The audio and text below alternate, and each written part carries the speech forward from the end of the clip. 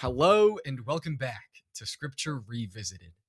On today's episode, we're going to be talking about silence and solitude. These are spiritual disciplines that I don't think we talk about very often. I haven't heard many sermons relating to it, and just in general, it's not a popular topic.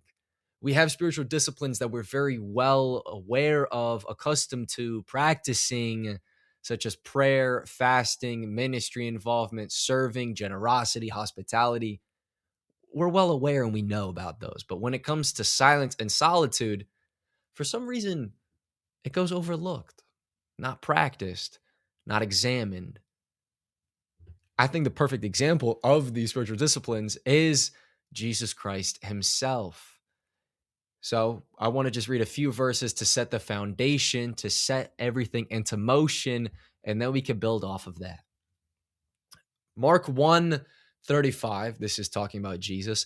And in the early morning, while it was still dark, Jesus rose up, went out of the house, and went away to a desolate place and was praying there. Luke 5:16, but he himself would often slip away to the desolate regions and pray. Luke 6:12, now it happened that at this time he went off to the mountain to pray, and he was spending the whole night in prayer to God. Matthew 14:13. Now when Jesus heard about John, he withdrew from there in a boat to a desolate place by himself. And when the crowds heard of this, they followed him on foot from the cities. Last one, Matthew 14:23. And after he had sent the crowds away, he went up on the mountain by himself to pray. And when it was evening, he was there alone. Why is silence and solitude, why is being alone so important? In my opinion, it's because it allows us to hear the voice of God better. Look at this. Nearly anywhere we go, there's always music playing, whether we're driving in a car, shopping in a store, working out in a gym, or we're just going about our day wearing our headphones. If it's not music, then it's some sort of noise, whether it's a great wind around us rushing, or an earthquake, or news of a natural disaster, or a fire outbreak somewhere in the region. There's always some sort of noise, some sort of distraction. This was the case with Elijah. I want to go to 1 Kings chapter 19, and Elijah is at Horeb, and there's this cave, and starting at verse 11, I just want to read a little bit just so that we can see what's going on. So he said, this is the word of Yahweh, go forth and stand on the mountain before Yahweh, and behold, Yahweh was passing by. And a great and strong wind was tearing up the mountains and breaking in pieces the rocks before Yahweh. But Yahweh was not in the wind. And after the wind, an earthquake. But Yahweh was not in the earthquake. Then after the earthquake, a fire. But Yahweh was not in the fire. After the fire, a sound of a thin, gentle whisper.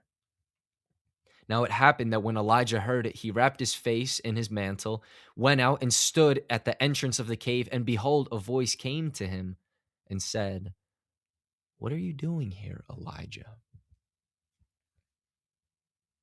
It's really hard to hear God's voice in a world of constant noise. How many times are we in the gym and we get a little notification on our phone and we're used to that distraction? So by instinct, we pick our phone, interrupting whatever we're doing, the music that we're already blaring in our ears, and we get this warning that says, hey, you're listening to music way too loud. Volume warning.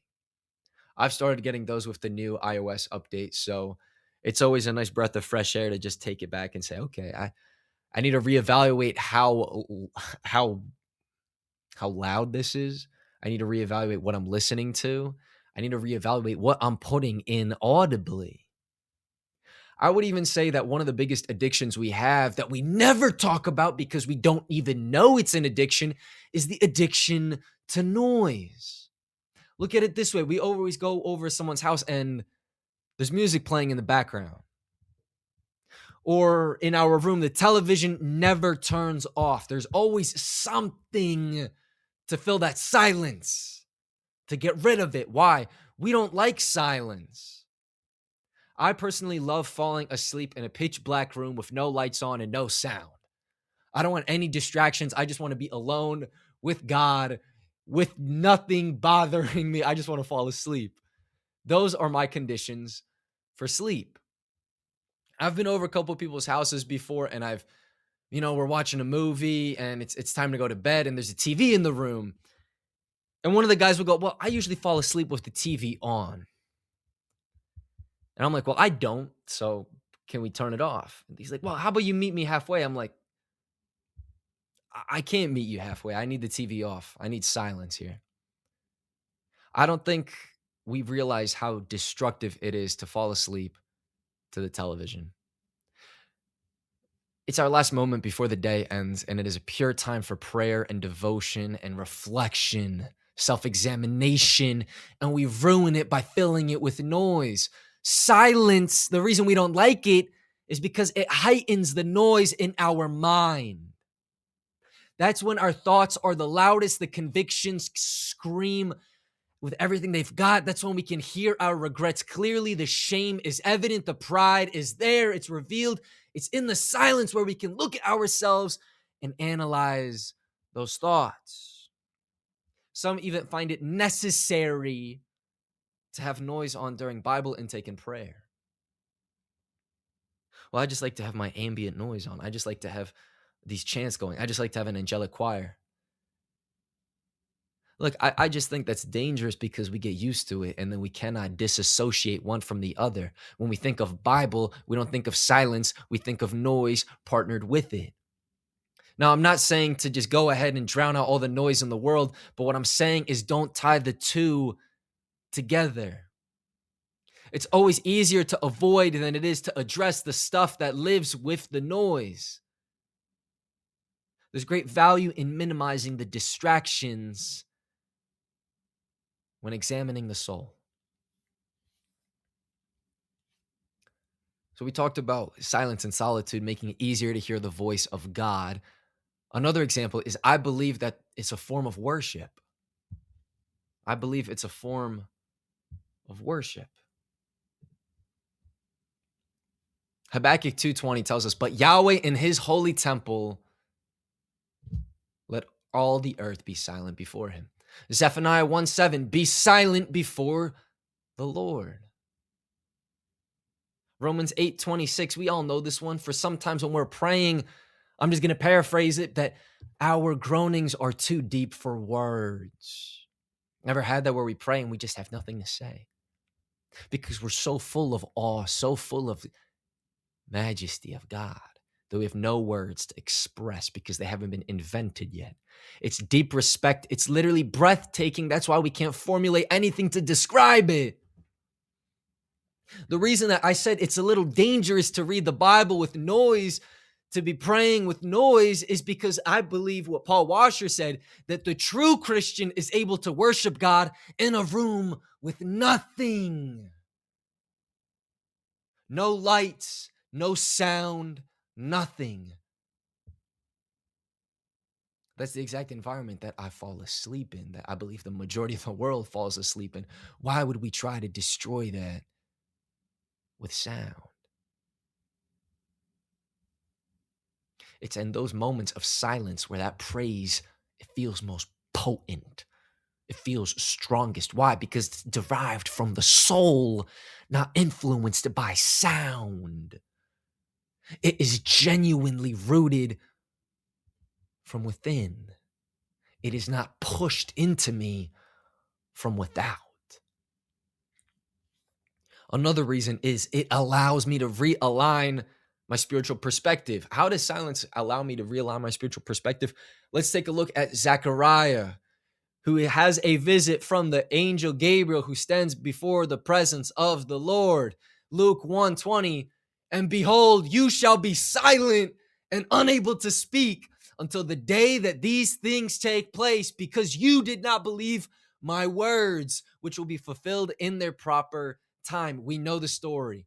Gabriel goes and has a meeting with Zechariah, the supernatural appearance. Zechariah is told that his wife, Elizabeth, will bear child. Child is to be named John to prepare the way of the Lord. We know this. And then how does Zechariah respond? I believe like any one of us would respond.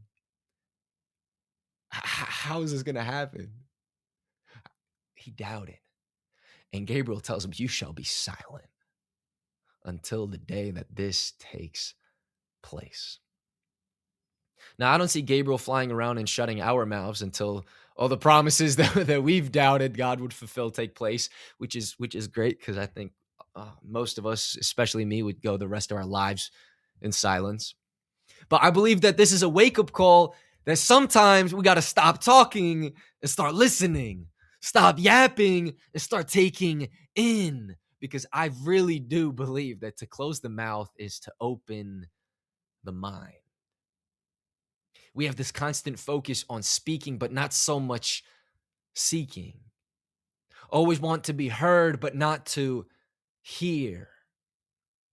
A practical example that I've put into play just I would say like a month or month and a half ago, is before I want to say something, just wait 2 to 5 seconds.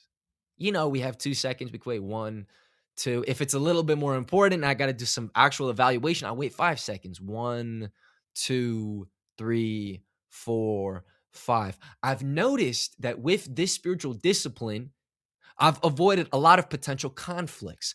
I've deflated my ego and pride in many situations. I have avoided chaos. Why? Because I chose to be silent, to hold back the tongue and observe the situation. So I believe that now, after having laid out a couple points biblically and practically on why silence and solitude is important, and most of all, that Jesus himself practiced it and put it into place for us to model, we got to start small. I'm not saying that we can be like Jesus and go spend an entire night of prayer alone with God. We look at that and we're like, dude, that's impossible. Of course it's impossible. Running a mile, running a marathon seems impossible to the one who's never stepped foot on a track. Start small. I'm talking about daily alone time with God. Whether it's in the morning before the rest of the house wakes up, whether it's on my commute to work and no one else is bothering me, whether I'm falling asleep and that's my practice of solitude, there is time to be found. There is time to be used. There is time to be devoted to God. Donald Whitney, in Spiritual Disciplines for the Christian Life, describes silence and solitude as airing out the mind and ironing out the wrinkles of the soul. I think that's beautiful.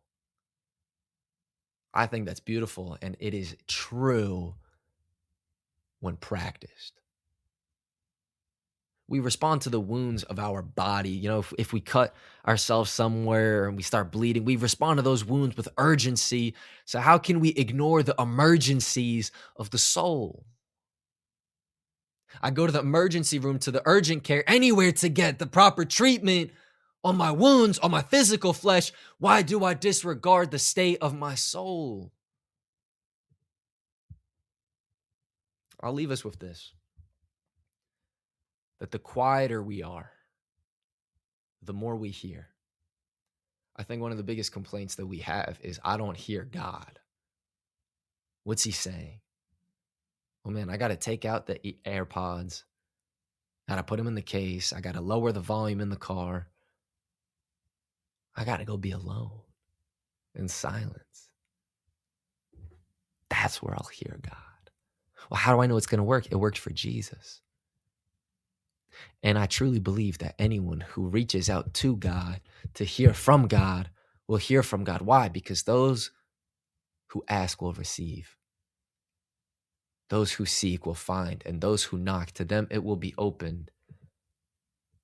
Those aren't my words. Those are the words of Jesus Christ in Matthew 7. If you don't believe me, go read it. But try reading it in silence. Stay well, my friends. Stay blessed. And Godspeed.